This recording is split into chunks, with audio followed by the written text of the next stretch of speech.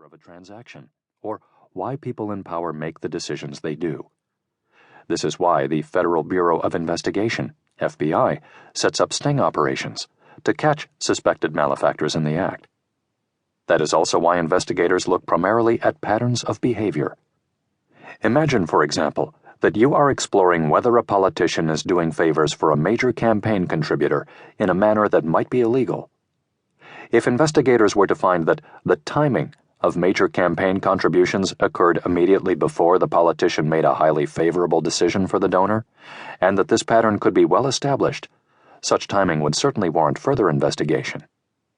This was precisely the approach I took in my 2011 book, Throw Them All Out, concerning stock trades and members of Congress. Were members of Congress engaged in insider trading in the stock market? I looked at both their stock trades and their official activities, such as voting on certain bills.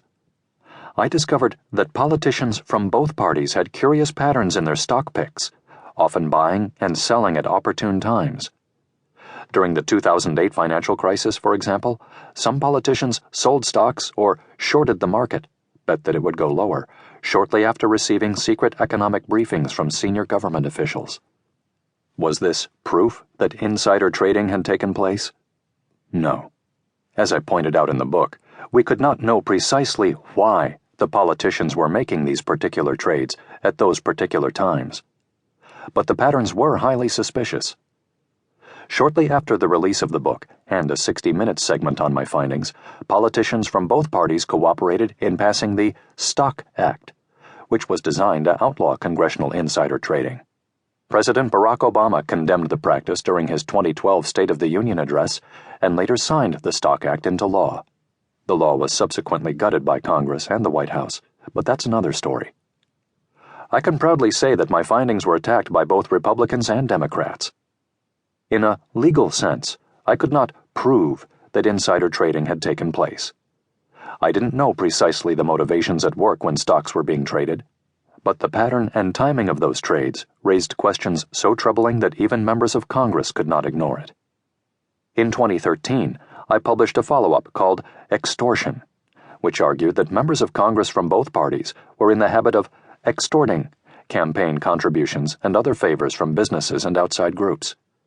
Money flowing into politics was not just about outside interests trying to bribe politicians. Politicians were knowingly putting outside interests in a position where they had to buy protection from them. I also released to the public for the first time the party dues lists, whereby politicians were required to pay a certain amount of money to their party in order to obtain seats on certain congressional committees.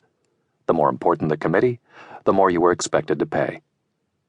I further explained how politicians from both parties were using leadership PACs to feather their own nests by tapping those funds to pay for things that enhanced their own lifestyles.